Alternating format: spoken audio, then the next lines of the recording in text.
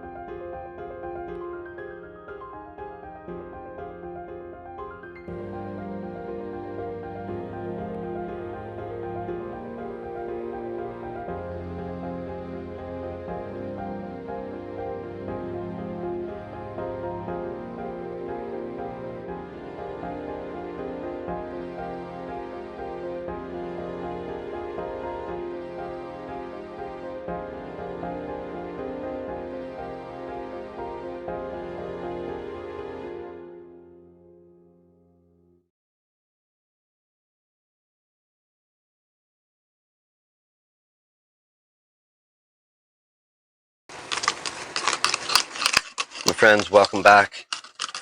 After hours, we're at it again. It's going to be a short one.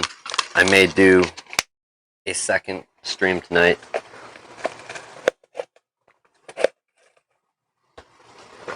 Wow. Exhibit A, or A and B, from a previous time. We've got these HP computers here that both, I don't know, are they put back together? Oh yeah, we got to take a couple screws out. So they both are having a bit of an identity crisis, I guess is what you would want to call it in this case. An identity crisis. Let's see how close they are in model. So this is an HP 15-F387WM. I'm not sure what was in that one. I think it was a low-level Celeron, and this is an HP 15-F211WM. Without a doubt, an Intel. Without a doubt, an Intel, like, Celeron processor. Not exactly spectacular. And the problem we had was the boards came in for them, but I didn't get my thinking correct. When dealing with these style, and they even make a few colored ones, but this specifically, this thinner style HP laptop, some of them are budget friendly. When dealing with this, you can there's a few things you run into if you want to upgrade from one to another style of motherboard. Say you have one of these and you want to go from AMD to an Intel. It's a lower powered, lower clock speed AMD with Radeon graphics or whatever, and you want to switch to Intel with Intel graphics. You can do it as long as your motherboard will mount.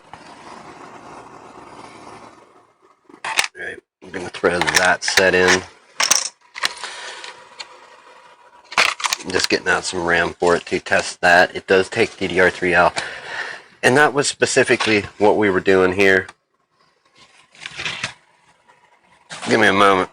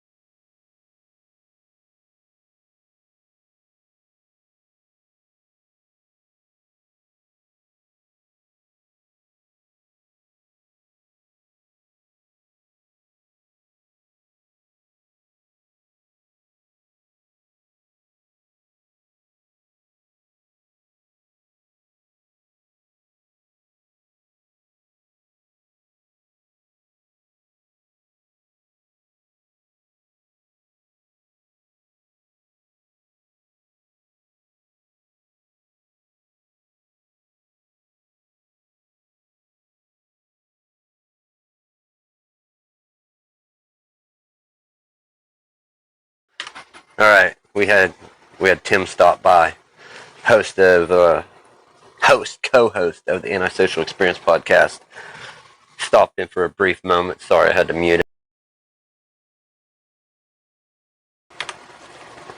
Funny enough, we may have to break this stream into two parts. That time that took up, well, that may have took up time that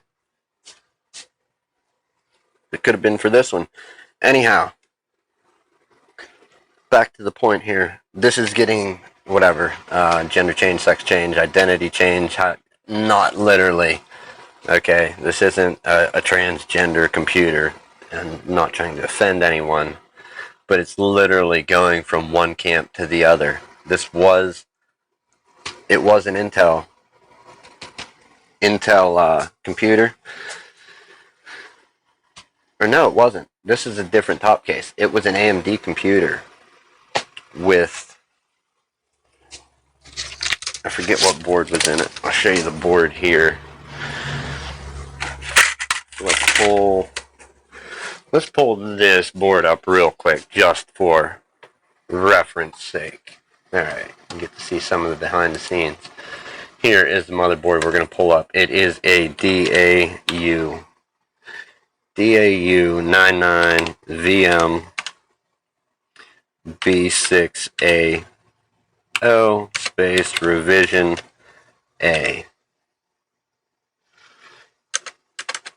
Alright, let's go back and hit enter now.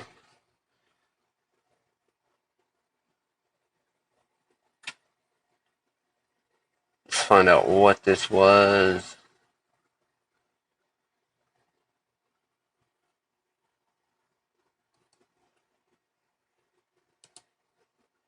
Let's see if we can find it here. Does it have it listed? HP 4 gig CMOR, HDMI Ethernet compatible CPU brand, AMD DDR3. So this particular variant takes DDR3. It may run on DDR3L, like low voltage, but this is DDR3. That is the board that we're looking at. This is the exact board we're looking at. You can tell by, where is it? The red around the chipset, the little red glue around the chipset there. Let me try and we nail it.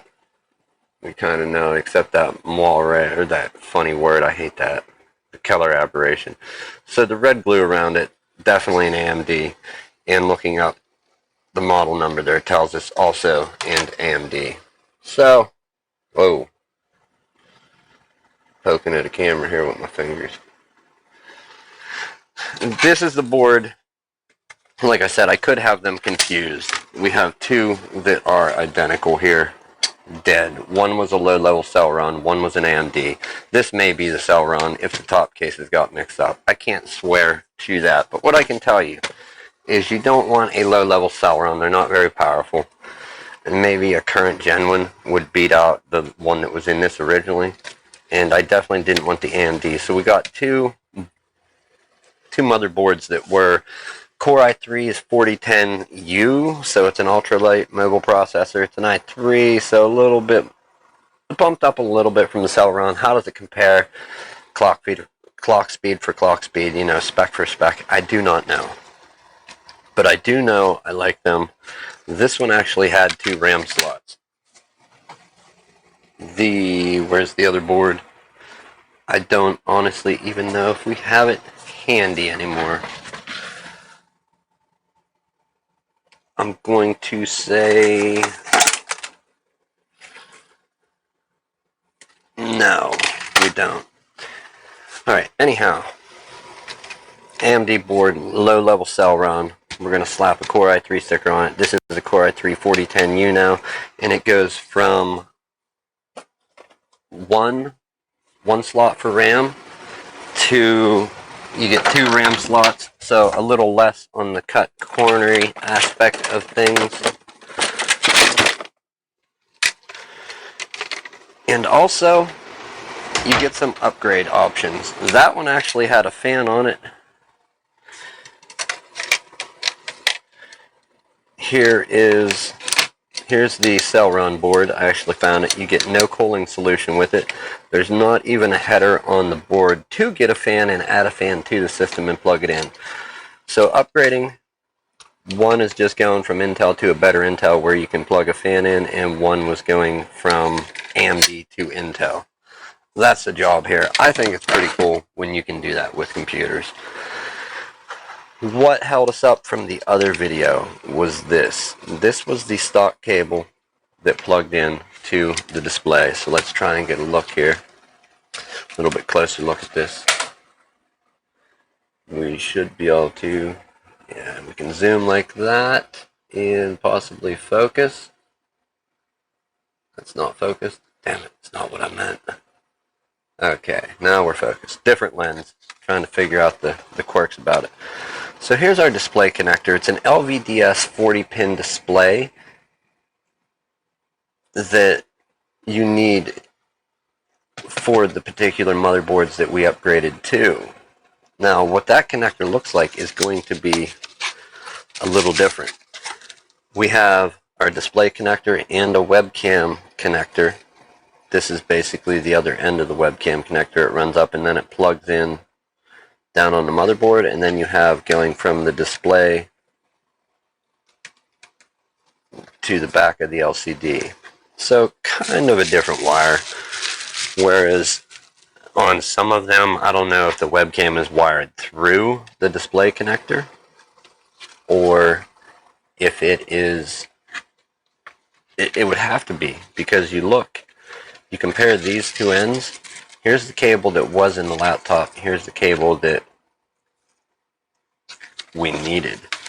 It's missing that little white connector to the right of the display connector. And it still goes up. You still have the piece coming from the display connector, still have the piece that goes to the back of the LED panel, but and it goes up to this. Slightly different in length, possibly, or about, no, right about the same. You're just missing this one connector. So, again, I thought it was a touchscreen. I do believe I mislabeled this connector. Maybe it is a touchscreen, maybe not. I don't know. I'm going to try and find out, though, do some research, look at the schematics, and see what that particular connector is. If I read the board right, let's just look at this random one, because it should have that connector on it. It is right there. It doesn't have anything by it. If we check a couple of our other dead boards in that same location, CN2, CNR2, and then where is it on this one?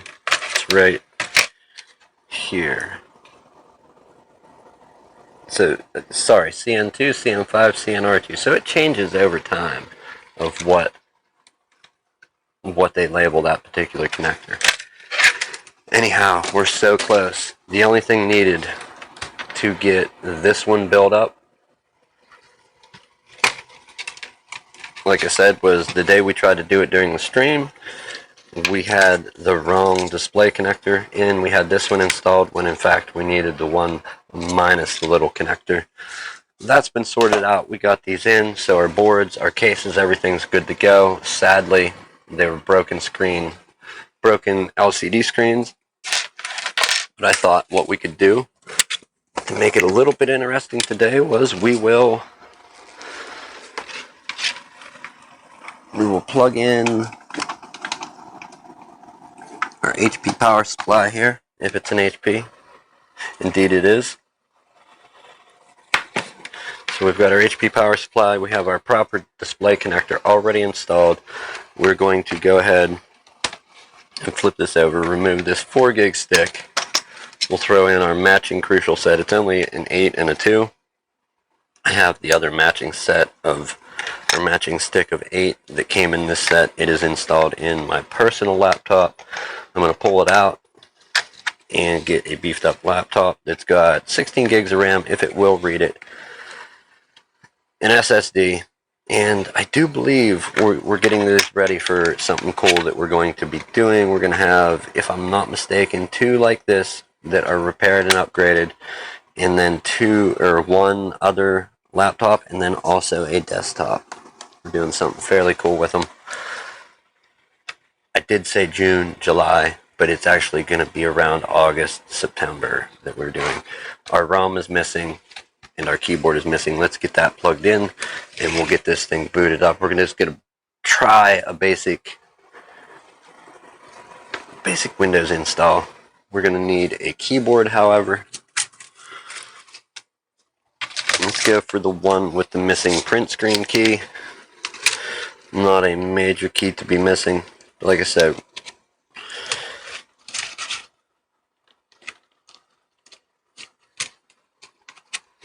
taking parts, taking pieces, and seeing what you can do with it. So, identity crisis with this guy, and then a complete identity mislabeling problem with the other. AMD to Intel, and then Intel to upgraded Intel. Both of them with crap cooling solutions, and one going to good cooling, dual RAM slots, and a little bit of bump in performance. Let's see if our installer will go. What do we need? Do we try the 10 UEFI or 10x64? Let's go for the 10 UEFI. We may have to hop into the BIOS.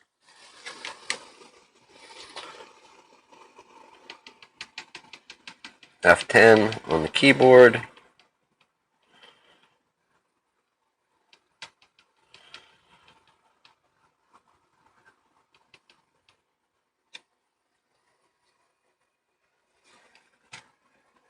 We got a blinking caps lock key. We may have an issue of too much RAM. Let's pull. Maybe it maxes out at 8 for this particular model. Let's take the 8 out. We'll throw the 4 back in. So it is definitely low voltage. Alright. We'll sort the RAM out later. Stick back in. Now let's try this again and see what happens.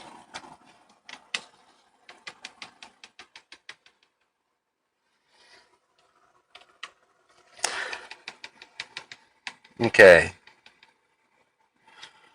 Press enter to continue. Do I have a bad keyboard here? If I do, it's alright. Yeah, I think we're going to split this stream up into 2. I don't like doing that, but if our keyboard's wacky, we'll have to. Let's hit enter.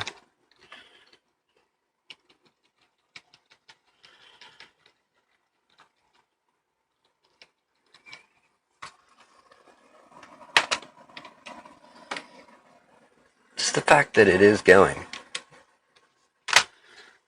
is what is kind of amazing to me.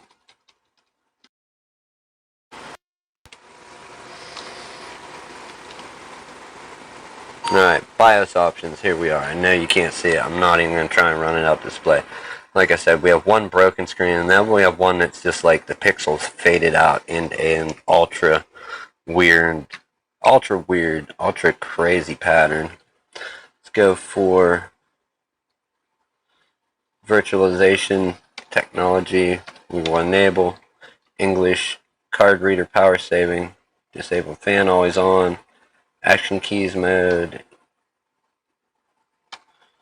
If we disable it, it would be the F keys without Alt. So let's disable. Boot options. We're going to do 5 seconds for the boot delay. CD-ROM, UEFI boot order, and of course it's right where we can't see. Secure boot, we at least can tell that it is enabled. Legacy support, and then no, we don't want to do that. We're going to go with secure boot on OS boot manager Intel. Now let's try and move USB diskette on USB hard disk. So we're going to set it to boot from our USB reader. And then that's our UEFI order so far. We don't need the USB CD-ROM or DVD-ROM. Let's go ahead and hit escape, get out of here, and exit saving our changes. We're going to just go for F9 just because to see if we can get a boot option. We can. USB hard drive. If it doesn't boot, we're going to switch to just the regular. So yeah, it doesn't want to authenticate with it. Let's just go with the regular, which means another trip.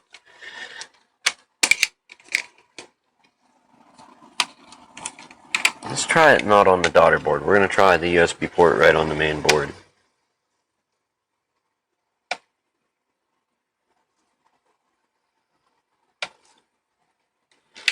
Okay, so no dice there. F10 to enter BIOS setup. We'll go back in. We're going to change it from secure boot just to regular, not preferred. Disable secure boot. Legacy support enabled. Yes.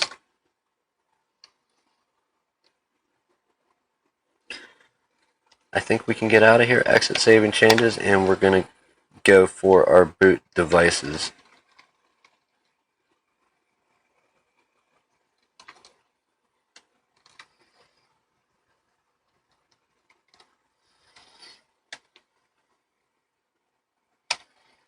USB hard drive, and in there we go. Keyboard's not working internally, so no surprise. But yes, we got Windows install running. We're gonna see with the RAM that's in. That's so weird, isn't it? We're gonna see with the RAM that's in, the SSD that's installed. Minus, obviously we're replacing the display in it. And then we're going to replace the keyboard.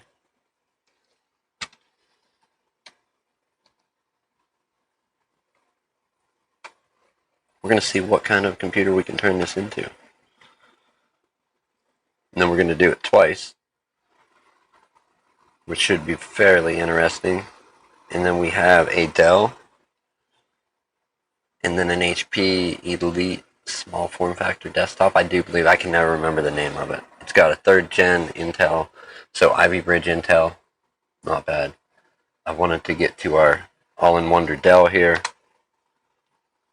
We're going to do that later though. Custom install, let's go ahead.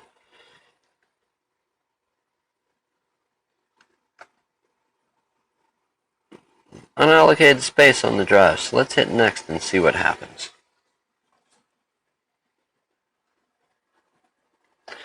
Files copied fairly quick. We are getting, and here's where it slows down and laughs at me for the rest of the day. And 1%, not bad, not too shabby. My ride is on the way here.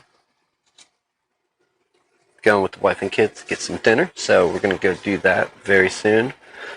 Install going, so far so good, pretty happy. I don't know if I installed the keyboard crooked or just if it's a bad keyboard. Both are a possibility. Remember, when you're taking junk and making it work, it's not going to be brand new. So, we need to raise that arm up. And a very similar thing needs to go on. What is this? 320 gig.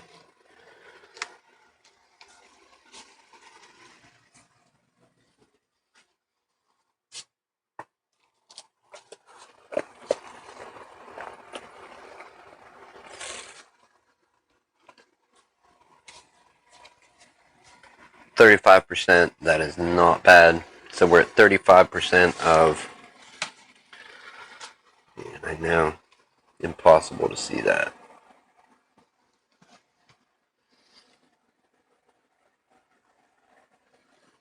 Maybe not. 44, 45, moving right along with this Windows install.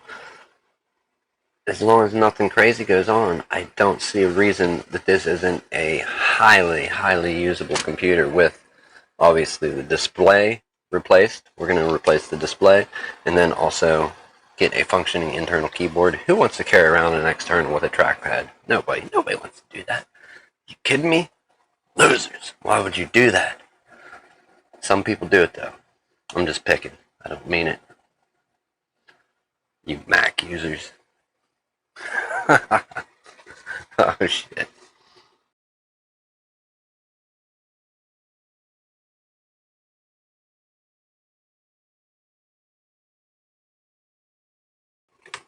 Alright. Super excited though. Super excited that so far so good it's working.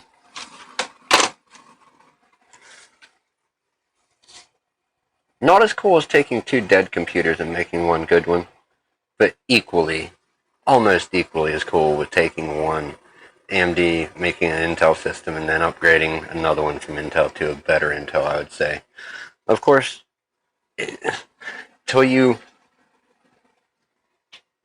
actually go spec for spec, clock speed, the L2, L3 cache, what generation Intel CPU, till you lay all that out, there's no way of actually telling which one would beat each other out. Would a 7th or 8th gen budget Intel processor kill like a 3rd or 4th gen i3? Probably, yeah. That many years newer, yeah. Without a doubt, I would hope so. I would hope so. 98%, we are going to move on to the next stage.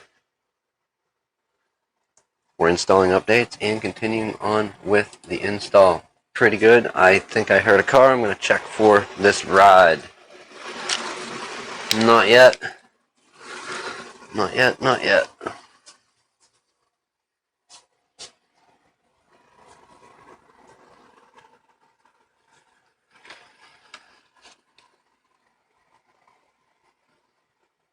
No matter what you do, you can't get away from that funny look on the LCDs. Anyhow, not as exciting, but no. Just know an AMD system, or you have a system that gets hot and you never hear a fan and you're not getting a fan error, that system is probably going to die. And oh.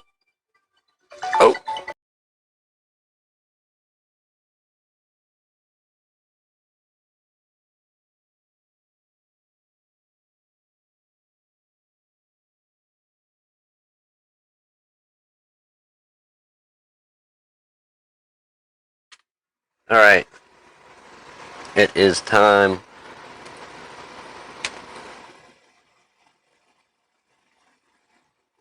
Oh, escape, cancel. It is time.